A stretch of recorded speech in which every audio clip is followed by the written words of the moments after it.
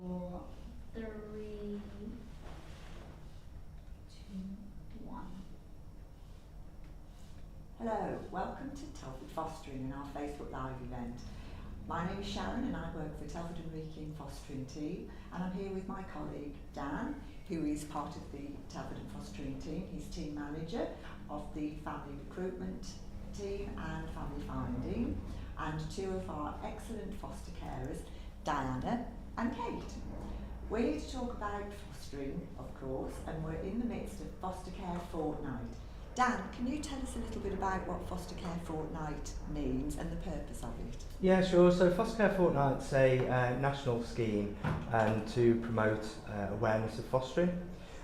Usually used by a lot of agencies to recruit new foster carers, as we know that everywhere across the country need more foster carers.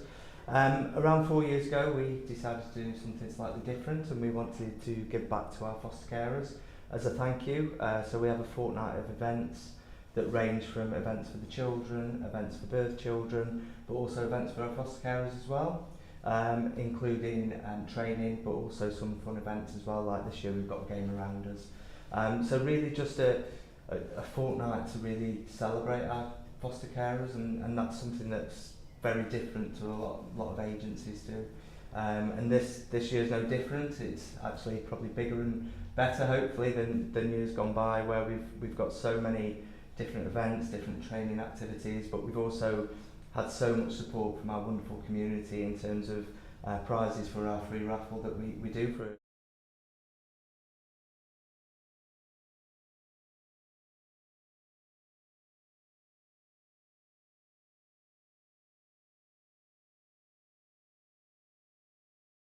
Hasn't it? It's been really fun. Kate, have you been to any of the events so far? Yes, I've taken my little ones to the Dough Disco that happened yesterday.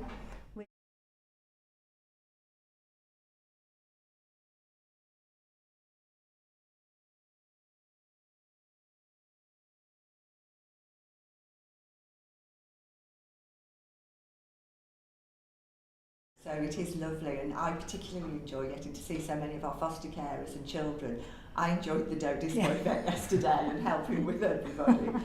So Diana, you kick-started the week with your workshop with fellow foster carer Charlie. How did that go? It was different. It wasn't really a workshop. It was a chance for us to all relax and have a natter and get together. And the one big thing that we did do was, because it's Fostering Moments is our theme, we all shared our moments, good moments, sad moments, happy moments. We had a lot of fun, and we did giggle and laugh a lot. It was a really good start. It was lovely. It was, I thoroughly enjoyed it. And speaking about support, I think it's the support from fellow foster carers that shines through when I attend these events with you. How important is that, Diana?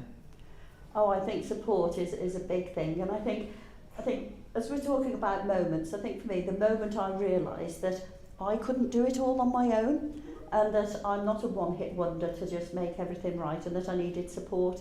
And I think asking for support used to be seen as a weakness, but it's no longer a weakness. You need support from lots of different people, and it's like having a recipe. You can't make a cake with just flour. You need other ingredients. You can't support and do fostering without other support and other carers. So true, yeah, absolutely. And Kate, what about you? How important is it to you that you're fostering for your local authority and things are local? Oh, absolutely. The support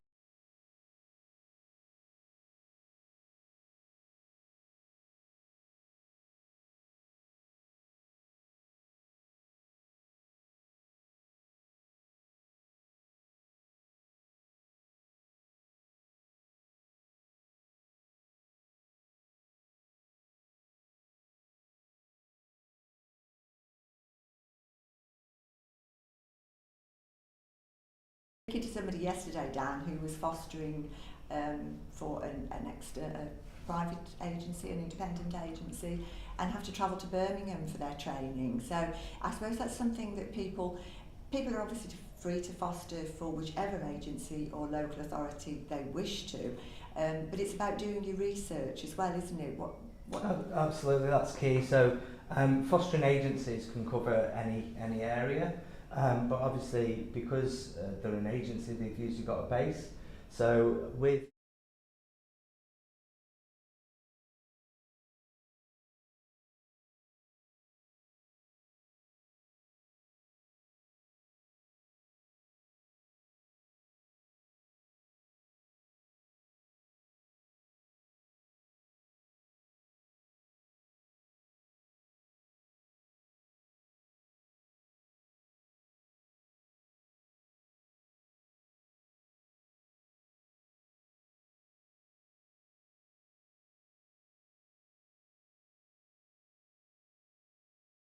within Shropshire area and wider afield with our kinship carers as well. But what we do, we try and make sure that they can access the support that's on offer as well. Whether that's virtual, since the dreaded COVID come along, actually it's brought us forward with able to kind of touch base more regularly with people further afield through technology. So, but the main of our carers are all from Telford, so the support is all local, the training and support groups are on your doorstep. So any time that carers need or want that support, or just to catch up with fellow foster carers, Telford Town Park, we've got a walk and talk coming up, it's not too far for anybody, so carers can just make that decision on the day just to go along and experience that with other foster carers, other similar minded people really. Absolutely. And also, if there's an emergency, you need somebody 5 minutes away, Yes. not half an hour away. It's local is really, really important. Yes, of course. And of course, on that note, we already, as we've discussed, we already offer quite an extensive training programme and support programme, both organised by foster carers and us as a team. You're all involved in putting together a new support model for Telford and Wrekin foster carers. Can you tell us a little bit about that, Dan? Yeah, so this idea come around really from feedback from foster carers. So what we believe in very highly is that to build a successful service for our carers, they need to be part of whatever that service looks like. So we do a lot of participation with foster carers to understand how it feels for them on the other end of the service that we're providing. So following surveys, we got the gist that there was an appetite really to have a support model that supported every single carer. So obviously we did embed the Mockingbird support model, but our biggest issue with that was it was only affected 3% of our fostering cohort. So that was a chance really to reach out to the likes of Kate and Diane and say, okay, what can we do about this? How can we make the principles of Mockingbird fit across the whole of our service and affect every single carer and child? So that's where it started really. We got a working group together with support workers, social workers, foster carers and ourselves to start looking at, okay, what do we need for this? What do carers want from it? And what do we want from it from a service point of view in terms of the offer to our foster carers? So that's where the building block started really in conversation, wasn't it? And what are the benefits that because you were part of the Mockingbird pilot scheme, weren't you? Yeah, Kate, I was. And it was a privilege to be part of that pilot scheme. And the support that it offered all of the carers that were involved was absolutely invaluable. So we had our hub carers, so our children were able to go for sleepovers. And in actual fact, they asked to go for sleepovers because they had so much fun. So we never felt guilty about leaving the children and going off to the theatre or out for a meal or doing all the grown-up things that you can't necessarily do as a foster carer without such support. But it brought a group of sort of like-minded people together. We didn't know each other initially, but we became firm friends. And the beauty of it was that the children that we cared for had each other. So they had like an extended family model. So, we had children coming over to our house to play on the trampoline because they haven't got a garden, or coming to look after our little ones with us. And we had social events, and the support was invaluable. Yeah, excellent. And I think the new model hopefully will take the very best of the Mockingbird model and adapt it so that everybody can be involved. Of course. And what sort of things are you looking to add to the model? So the main thing is it's about local communities. So we're looking at carers supporting each other that live close to each other, which in a sense, and that's some feedback from carers within Mockingbird as well, that actually if you've got somebody who lives local in an emergency, it's a lot easier for them to help rather than somebody who lives the other side of Telford to support. So that's kind of where the first conversation come from, wasn't it, in terms of actually how can we do this locally so that support's on your doorstep, but also you've got that community feel then, and building them bridges in the community. We've got foster carers that live 2 doors down from another foster carer but didn't know that they were a foster carer. So it's things like that that's going to bring communities together, like Kate says, as like-minded people, but with that mutual support. And what we know about fostering, I know a lot about fostering, but I've never been a foster carer, and I always say that. But what foster carers tell us is that peer support is crucial. In terms of having a conversation with somebody who's perhaps been there, done that, or if not, can just hold them in that place and support them at that time, no matter what that support looks like.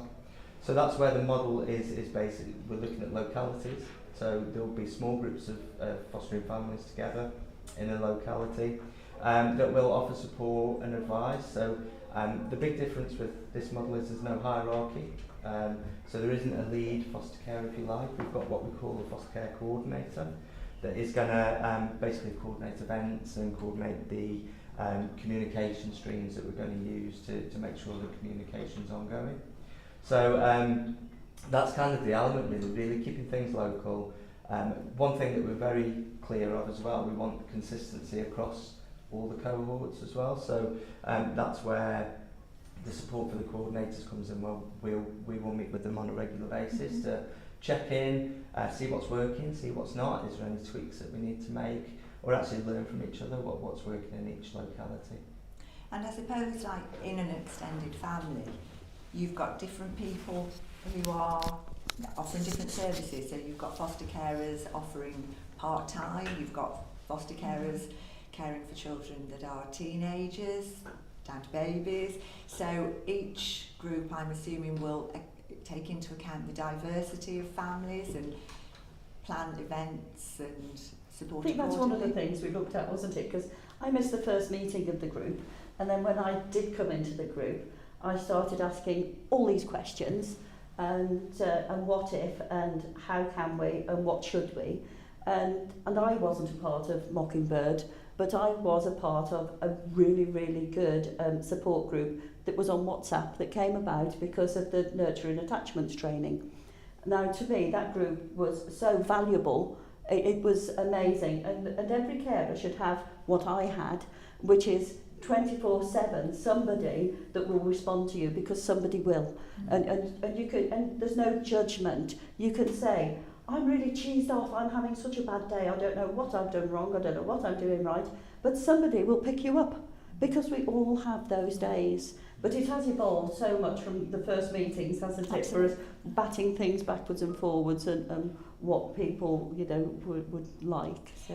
And I think that's really key, isn't it? So you made a conscious effort to involve foster carers in the process. Do you feel that means there is better buy-in with other foster carers because they know foster carers have helped develop it? Because how can you support foster carers if you don't know what foster carers think, and only foster carers know what it's like supporting foster carers, don't they?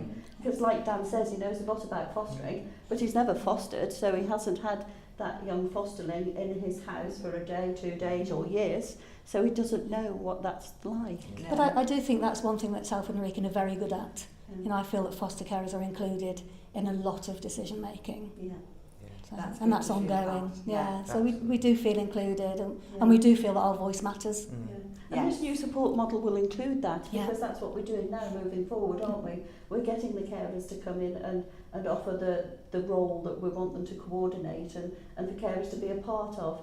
And if all carers are a part of this support, they should try it before they think if it's for them or not. We all need to try it, and it'll take a while to get to know the carers in our little groups. It's not going to happen overnight, but Of try course it. not. Yeah. And it's like you mentioned your nurturing attachments course. That's an 18-week course. So to begin with, some of you are very new to one another, aren't you? But by the end of it, yeah. I know that those groups stick together and stay Yeah. together and form really strong Yeah. bonds. And that's the hope for these groups, isn't it, as Absolutely. well? And with Mockingbird, we had an initial barbecue to sort of start Mockingbird off. And we were literally a group of strangers standing in isolation thinking, what on earth are we doing here? And then a year later, we had our first anniversary barbecue, and it was very much a group of friends. And then the following year, it was very much a group of very close friends, all having a fantastic time together. So it does take time to evolve, and those relationships don't happen overnight, but it's well worth pursuing them. Absolutely. And for new foster carers, Dan, will they automatically join one of the... Yeah, so the ambition is that new foster carers coming in to Telford Fostering at their midpoint of assessment, where we look at how the assessment's going and are they happy, are we happy. At that point we will then put them within their locality, so get them in touch with a mentor from that locality. So every new carer gets a buddy or a mentor that basically supports them. That's another foster carer who supports them through the panel process and then through that first year of fostering and beyond. So what we feel from this is that carers are going to come in feeling a lot more supported. I know there's a lot of talk out there about the reality of fostering and that being put across with advertising and recruitment of foster carers.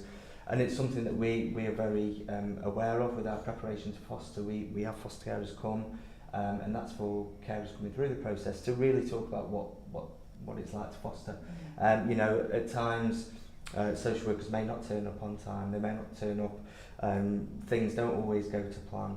So, it's really important that people understand that. People understand that these children aren't always going to be really grateful and thankful for what you're doing, because at the end of the day, they're not with the mum and dad, which is where they've always been. So it's really going to support that real understanding from an early stage for new carers coming in about what fostering is all about. But you're going to have a group of people holding your hand through that period of firsts. It's a bit like having a birth child. Everything's new to you. Your first child, everything's new, you're not used to it. Well, actually, you're going to have potentially 16 foster families there to guide you through that first year and beyond. So, that's going to be really critical. And there are some challenging moments, aren't there, along the way? So I guess, the first time that you say goodbye to a child that you've cared for is a difficult one. You've experienced that a few times, haven't you? Yeah, Kate? absolutely. We've said goodbye to, about 36 young people. And it is incredibly difficult, but you sort of develop that resilience. And it is about the people around you supporting you through the process.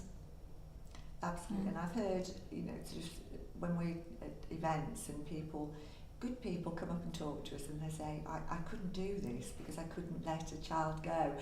Almost as if foster carers are a breed apart, that you don't become attached to the children, Absolutely. but you very much do, don't you? We're incredibly attached to our children, but always at the back of your mind you have to remember that they're not your children to keep.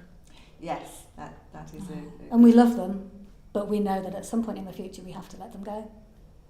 And I've heard you and others say the sense of achievement and how good that feels to see a family reunited if they've returned home, because obviously that's the ideal, isn't it? Our children will return to birth families if they possibly can. Or to see a new family at the start of their journey and they've adopted a child. Absolutely, and we've been part of that process, and I think that's a huge privilege. And we always have a bottle of champagne the day that any child leaves us, to drown our sorrows, but also to pat ourselves on the back. Absolutely, to celebrate So, it yeah, all. yeah.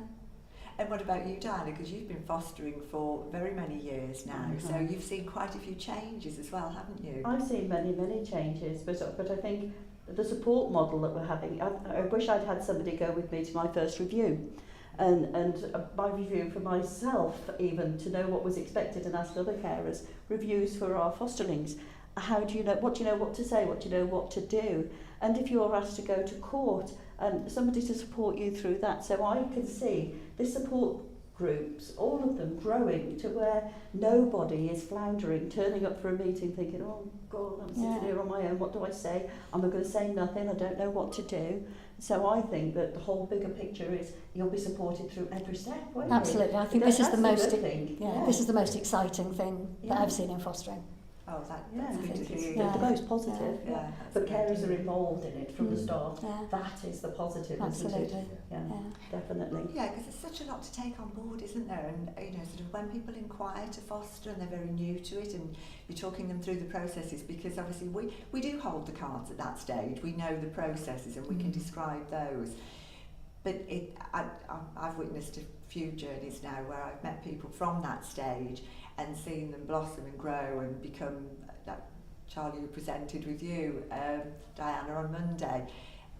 She was in that situation when I did her initial visit, and there was so much to take on board, and lots of her feedback, in fact, Dan, has driven lots of changes then, because she was very, she spoke up and said, this person turned up at my door, I wasn't sure. So it might have been something that was mentioned in training, but it's so much to take on board, and you don't fully appreciate what that role is. So it happened to be the children's guardian, I think, that she wasn't sure about. And of course we invite guests to the preparation to foster for that reason as well now, don't we, Dan? Yeah, absolutely, and it is about making sure that our carers are as fully prepared as possible. Because, like you say, there's so much that's so much information that's given in a short period of time, alongside being assessed and giving all your worldly secrets away and deep delve into your family background. That yes, things won't stick. So we have to keep going and keep prompting and keep reminding people of what to expect. But the difference being with this support model, from the very start of an applicant coming to us or a family coming to us and saying, we're interested in fostering, we want to find out more, we can direct them to a carer from their area to say, here, they'll talk to you and tell you the realities of fostering from the very start. And I think that's what I'm so excited about with this model, is not just the better support that we're going to be able to provide at the right time, the right support for our foster carers, but actually ensuring that we've got people that are coming through the process that are fully informed and actually have had a chance to speak to a foster carer about what the actual reality is before making that commitment to engage in the process to become a foster carer. Absolutely. So when the model gets going, what will you, so you, Kate, for instance, what would you like to see? What would you say would be a mark of its success? I think the very first thing is that the adults and the children within the group have got to get to know each other. So there's got to be social events for small groups, everybody together. And until those relationships are formed, it's going to be difficult to move forward, I think. What I'm really, really excited to see is that the children within our little groups, if there's an emergency or if they need to be cared for by somebody else, they will go to an adult that they know and they've got that relationship with. So none of our children will have to be cared for by complete strangers, which does unfortunately sometimes happen at the moment. Yes, that would be a real sign Yeah, of success, yeah. for that to be available for all of the children. Yeah.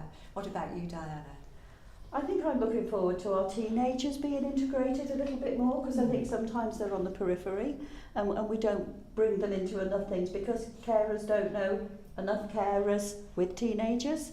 So by having this, we will all get to, it's really important, like Kate said, for the adults and the carers to get to know each other and trust each other, and no judgment there, and then get our teenagers a bit more involved and do some things for them as well, because I mean our little ones are important as well, but we don't really see much for our teenagers, so I'm hoping we can build on something within these little shrubs or whatever we call them, you know, for our teenagers. Yeah.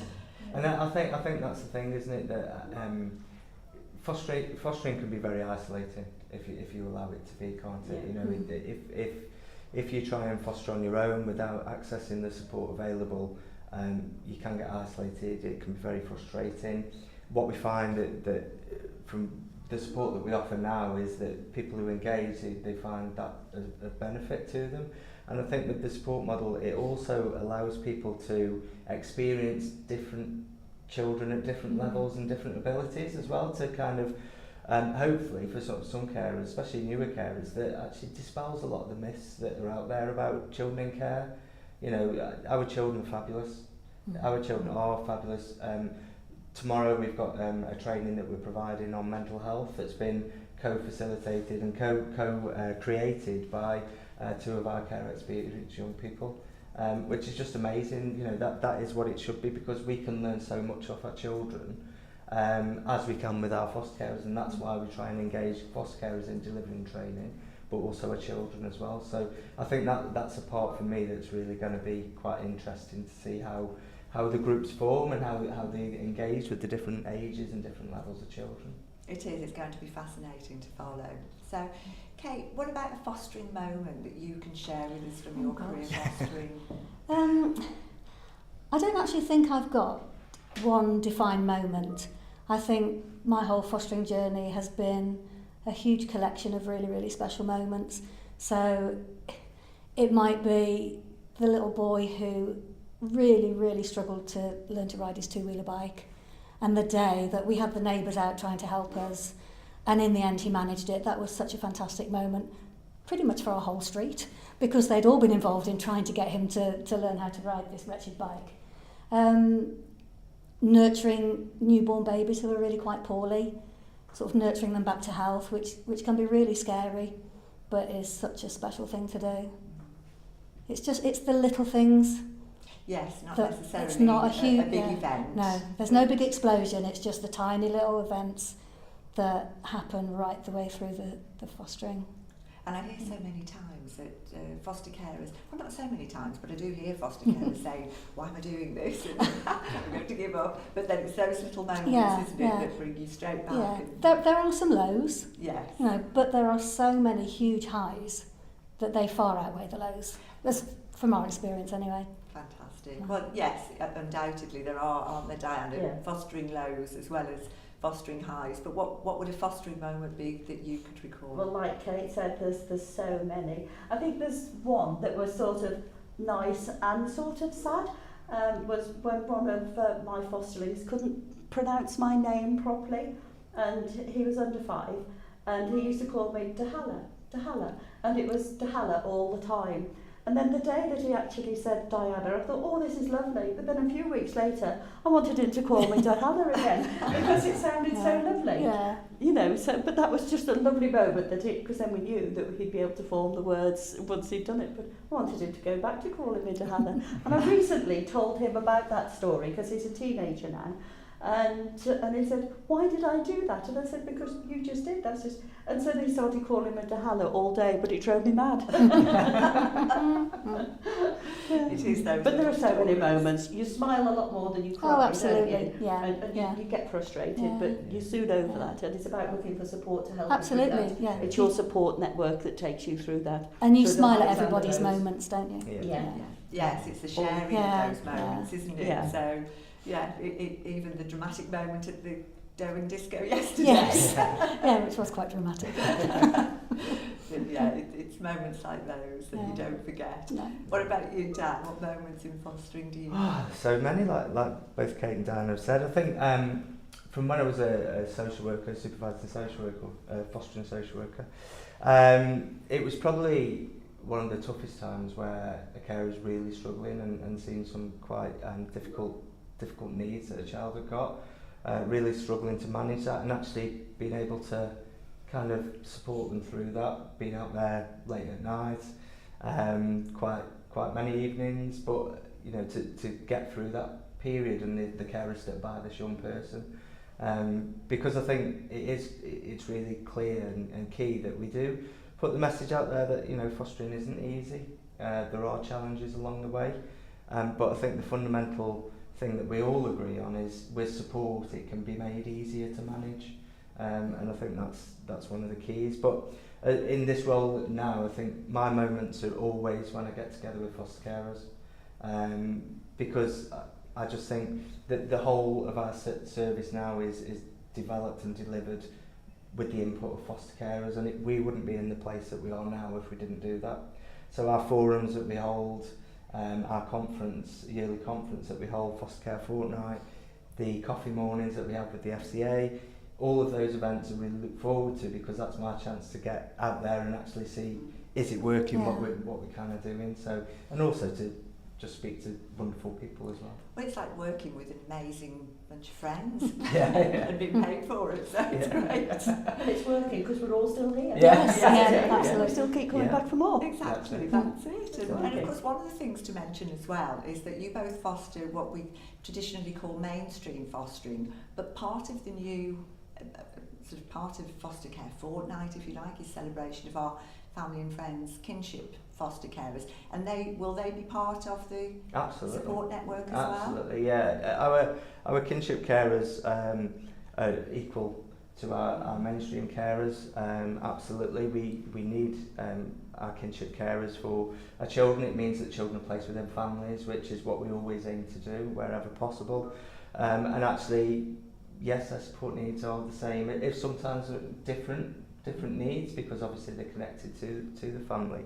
But absolutely they will be part of this, and I think it's key for them to be part of it. And what I've been really proud of this last couple of days with Foster Care Fortnight is the amount of our kinship carers that have embraced it and joined in, and actually built really good relationships with carers who are mainstream carers. So, you know, that's how we foresee it, that's how it should be. Our kinship carers should have exactly the same service that our mainstream carers get. Absolutely. So to finish, before we go, what have we got to look forward to for the rest of Foster Care Fortnight, Dan? Oh, there's so much. It'll take me about half an hour to rattle through. But we have got, for anybody who's listened in, is interested in finding out more about what we offer as a fostering agency, we have got a information event tomorrow night at Ketley Community Centre at 6 o'clock. So please, even if you're not at that stage of really thinking about it's the right time now, just come along and just come for a chat. We'll have some foster carers there, and we can answer any questions that we've got. But we've got an array of training events coming up that are looking at some of the more challenging needs of our children, how we can better manage them. Like I say, we've got the Rounders on Friday evening as well. We've got a Rounders game. So that'll be fun. I think there's some competitive foster carers out there already sharpening the batons. And then to wrap it all off, there's so many events and different things to mention, but to wrap it all off, we've got a massive fun day, which is a celebration for all ages. So, you know, we've got a gaming buzz there for our teenagers. We've got an inflatable assault course, that's for all ages. Ice cream vans, all sorts. So it's just going to be a real good celebration and kind of let some steam off after a very hectic 2 weeks, I must say. Not helped by technical issues. No. Anything you're particularly looking forward to, Kate? I look forward to the events that involve the children. So we had the exotic zoo that was really good fun. Doe Disco, we went yesterday, I'm going again next week. The walks and talks are always really enjoyable. So, Right. and also sort of the more intellectual training, you know, the mental health training and things like that. You can really get your teeth into so many different aspects. Something a little bit more Yeah. challenging. I think Yeah. that's one of the key things, isn't it? There's always something new to learn, isn't Yeah. there, Diana? Because Yeah. that's what I love when we put something on. The fact that people like you, Diana, who've been fostering for so long, you're still learning. You're still But you have to, Yeah. because if we're going to look after our children to the best of our ability, we can't be stagnant. We've got to move with the times. I'm so looking forward to the final day Yes. when we have, because all the kids just get together and relax, don't they?